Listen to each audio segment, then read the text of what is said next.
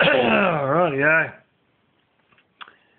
Well, I made another version of this, but it dragged on quite a bit. So you're going to have to listen to me in the dark instead of in the daylight. Some of you may have been wondering about the plans and whatnot I've had for the kittens. Some of you already know a little bit. You know, when my uncle had this place, it was just a shitstorm of dogs and cats and, you know, in total there was 23 dogs, cats, puppies and kittens. 3 puppies of which were born after he died. That is before we got to them and cleaned out the entire place, if you know what I mean.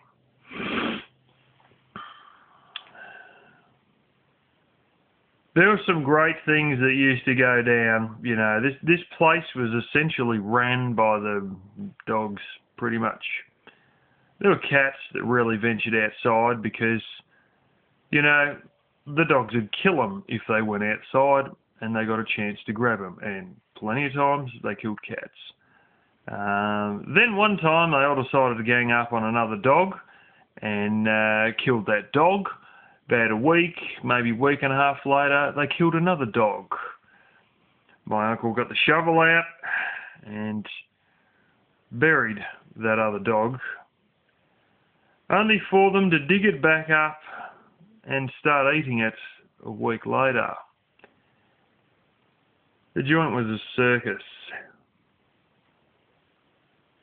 of flipping dogs and cats. At one point he had a bunch of kittens born right underneath basically his bed, right under where his pillow was. And you got 4 kittens shitting in the same place and the smell was rising straight up to where he was laying at night. And I don't know how he stood the smell. I'm only finding out now that cat shit is worse than a dead sheep. I can't believe it stinks so bad. Anyway, it took his lack of motivation. It took us basically several hours before he even got those kittens out of that area and knocked them off. Now, I know plenty of you sort of, you know, love cats and whatnot, but we had other people here tell us the same things. Oh, did you give all the dogs away to a home? And all the cats, you know, did you give them away to people who wanted them? No, it's pretty hard to give them away. That's why you open the newspaper up every Saturday and it's free to good home, free to good home, free to good home. Holy smoke, there's even goats and sheep and everything in the free to good home section. Only 2 of these dogs were on a chain. The cats and the dogs, aside from those 2, were just running amok. One of the dogs that was running amok was friendly. The 2 dogs that were on chains, one would bite you and the other was a scaredy cat. Neither of them were keepers. In fact, the entire bloody lot of them weren't keepers, really speaking, because I couldn't get any of them to come up to me or not try and bite me or just about, you know, go berserk trying to get away from me. If I cornered them in the house or whatever, you know, they were just crazy, really. Same as for the cats. And, you know, let's face it, you may be wondering if I would give away the kittens. Well, the fact of the matter is, every day they're gassing nice, friendly kittens. I've been bitten on the finger twice already by these kittens and all that. How the hell am I going to give away ones that won't let you pet them, that bite you on the finger if you get near them? How am I going to give those away if people can't even give away nice ones? The fact of the matter is, when you've been brought up on a farm, you don't have any you don't have any city yuppie ideals of how things run on farms. Like a lot of people, greenies and whatnot, assume that a farm is essentially a giant zoo. Well, it's not a zoo. You know, animals have purposes. Some farmers' wives keep the odd cat because it's a friendly cat. Very few things get kept purely because they're friendly. Most things get kept because they're valuable or they're useful. And some of those animals may also happen to be friendly and they become your pets. Like your dog that rounds up a sheep, rounds up the sheep and whatnot, that's also friendly, Very rarely are things that are actually friendly but not useful kept. Things that are not friendly and not useful, they got no hope. They get shot.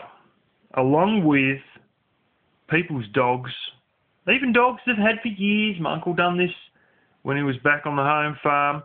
He done it plenty of times. Dogs, they got this thing when they go out and kill sheep. If they kill sheep once, it's not going to be a once-off occasion. There's going to be a third time, second, third, fourth. It's just going to keep on doing it.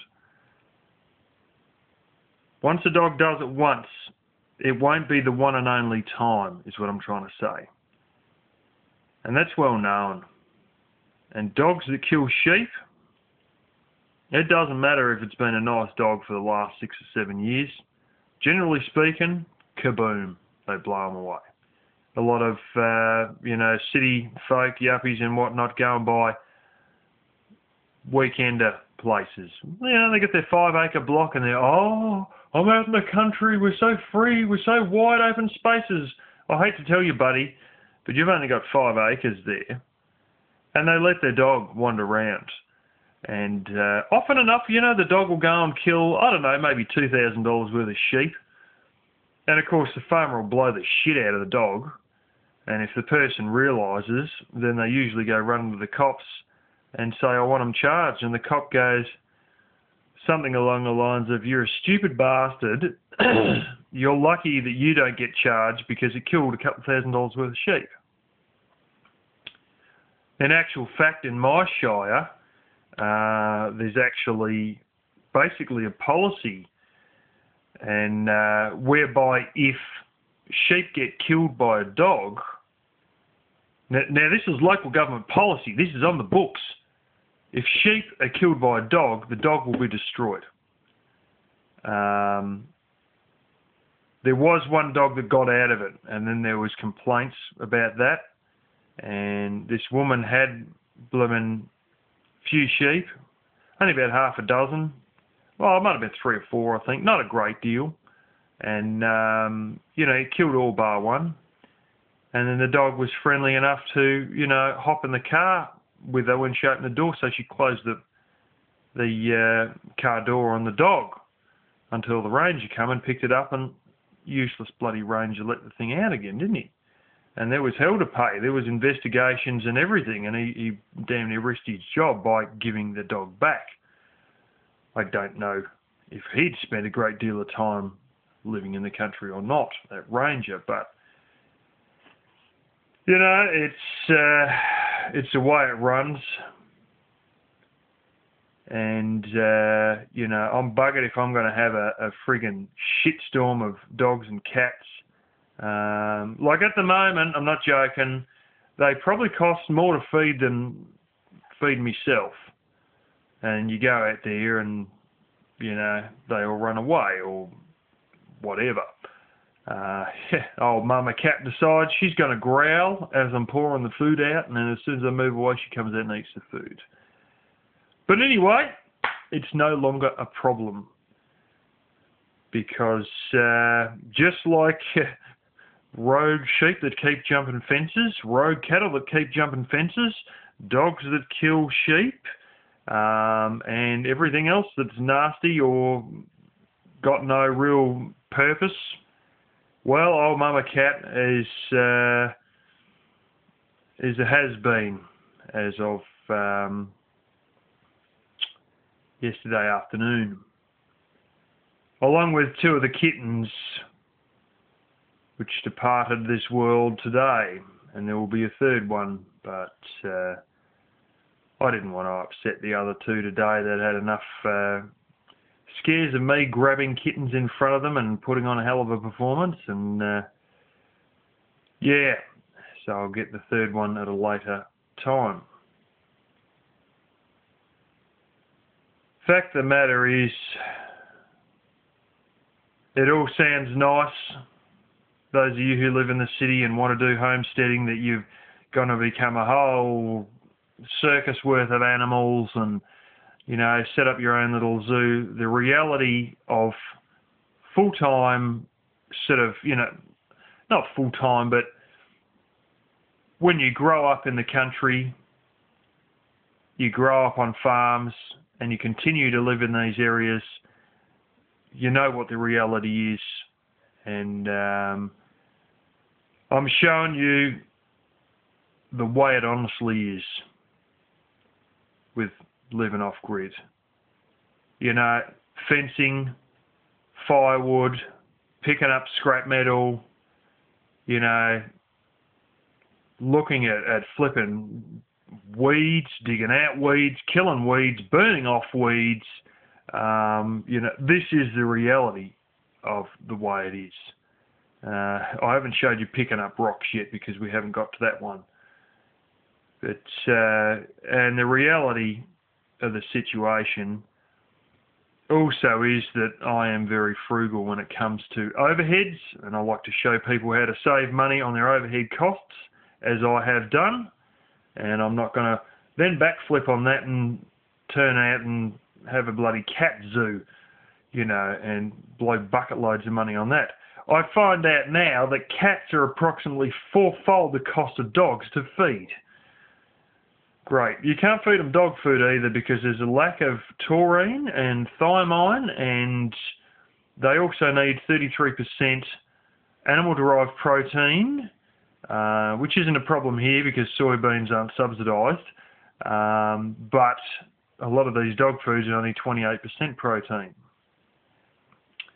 And, you know, there's no guarantee that that protein is always meat-based, even though it probably is because we don't have subsidised soybeans. There are other things that I've found that will make it cheaper to keep putty tats. I'm keeping the tabby one that's really friendly, and I'm keeping the other one that's caught the mouse that time. And it's sort of a little bit of a hiss when you pat it sometimes, and it calms down after a while and keeps being patted. So it's pretty good, but it is serving a purpose, even if it doesn't. Gets a little bit funny about me patting it sometimes. And I think it'll come good eventually. I have been talking to someone recently who was actually when I was filling up the scrap metal down at the old sheep yards. He turned up. No, I was getting all the logs from the old sheep yards. He turned up, and he's interested in hunting on this place and shooting rabbits. He pays for his own ammunition, and he will leave me with all the rabbit meat. He's happy to leave me with all the rabbit meat. So that'll be something that Putty Tat might be eating a lot of. We used to, and still sort of do, give my sister's dogs meat, like give her meat to give to her dogs, after we butcher sheep. And often enough, it usually, there's a muscle that's sort of in between the ribs and the back legs. It's sort of like your stomach muscle, you know, the muscles that hold all your guts in. And if you get a hernia, you know, that means it's sort of torn open, that muscle. Well, that muscle on sheep pretty much goes from the lower part of the bottom of their ribs to their hip, basically. And, you know, sometimes it's like half an inch thick, or at least 3/8 anyway, like 10 mil thick. And, you know, we can feed them that. The other one is lungs. They eat lungs in Scotland. We never eat that. You know, all this stuff we've been throwing out pretty much, or given to my sister's dogs. But they, you know, have never eaten lungs. But hey, you know, they eat them in Scotland. Kidneys, we never bother with that, but the cats can eat that. I don't know about spleen or pancreas. The hearts, I eat the hearts.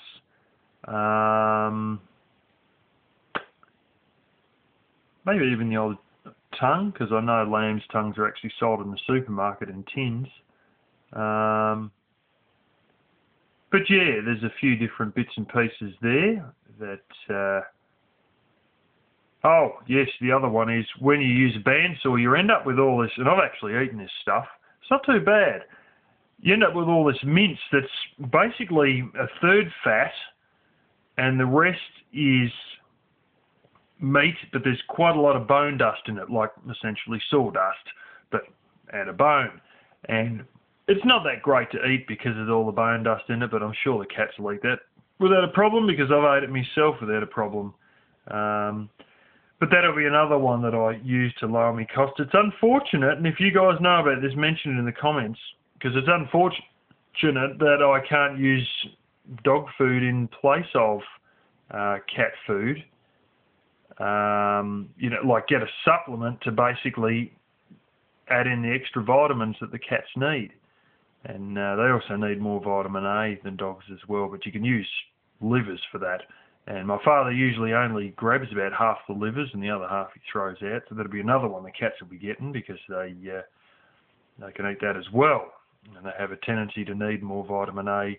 Well, dogs can get beta-carotene and turn into vitamin A in their bodies, whereas cats can't, and they need proper vitamin A, just like they need proper protein.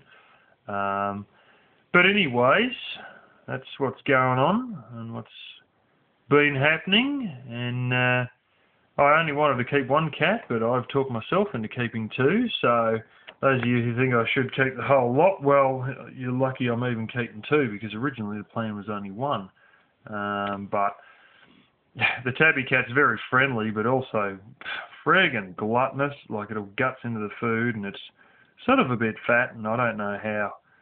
Doesn't seem terribly good on its feet either, so I don't think it's going to be very good at catching mice, but I need at least one to catch mice. And, well, hopefully the cost that I spend on all this blooming cat food, some of that, you know, is alleviated by the fact that I stopped buying mouse poison, even though I have a huge amount out there already. But my father will get use of that anyway. So, yeah, there we go.